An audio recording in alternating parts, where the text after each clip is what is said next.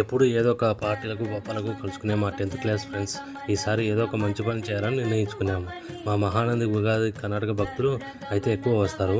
వారికి అందరూ భోజనాలు పెడుతున్నారు కానీ మజ్జిగ పంపిణీ కార్యక్రమం అయితే ఎవరు చేయట్లేదు. ఆ మజ్జిగ పంపిణీ కార్యక్రమం చేయాలని అనుకునేదే మొదలు అందరూ తలా కొంత సందాలు వేసుకున్నాము. ఆ డబ్బులతో ఇక నేను రాంబాబు గారు నంద్యాల బయలుదేరాము. ఎందుకంటే మజ్జిగ పంపిణీ కార్యక్రమానికి గ్లాసులు కావాలి. అందువలన ఈ హోల్సేల్ అంగడికి తక్కువ ధరకు వస్తాయని వచ్చాము. ఇక్కడైతే 4000 గ్లాసులు అయితే తీసుకున్నాము. మా రాంబాబు గారు అయితే లెక్క పెట్టి మరీ తీసుకున్నాడు. ఇక అక్కడ నుండి గాంధీ చౌక్ మార్కెట్ అయితే వచ్చాము. ఇక్కడ ఎందుకు వచ్చాము అంటే కొత్తిమీర, కరివేపాకు తీసుకుందామని వచ్చాము. 20 కట్టలు, 2 కేజీల అల్లం అయితే తీసుకున్నాము. ఇవన్నీ తిరిగేసరికి ఎండకు దిమ్మ తిరిగింది. అందుకే ఎక్కడైనా ఒక మంచి జ్యూస్ తాగుదామని ఇక్కడికి వచ్చి జ్యూస్ తాగాము. ఇక ఇక్కడ నుంచి ఇంటికి బయలుదేరి వచ్చేసరికి మా ఫ్రెండ్స్ అందరూ ఏమంటున్నారంటే ఇక మొదలెడదామా అని రెడీగా సిద్ధంగా ఉన్నారు. అందుకు కావాల్సిన కొత్తిమీర, కరివేపాకు, భాస్కరాడు వలుస్తుంటే అల్లం అయితే నేను తరగడం మొదలుపెట్టాను.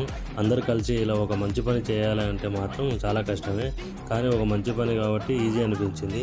ఇంతలో పెరుగు బకెట్లు అయితే వచ్చాయి. వాటిని చేసుకోవడానికి అప్పగించడం జరిగింది.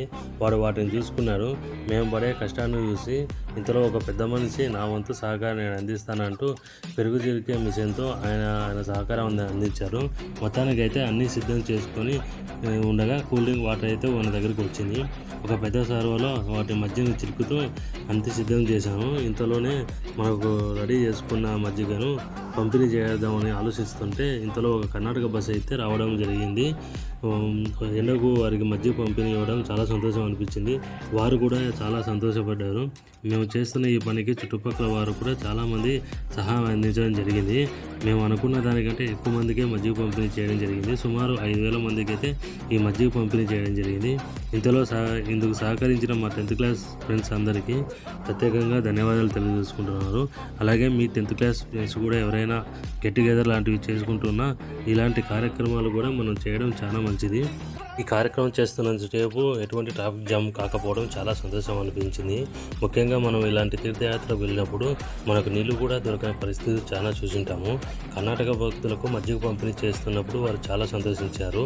కొంతమంది అయితే అభినందించారు కూడా.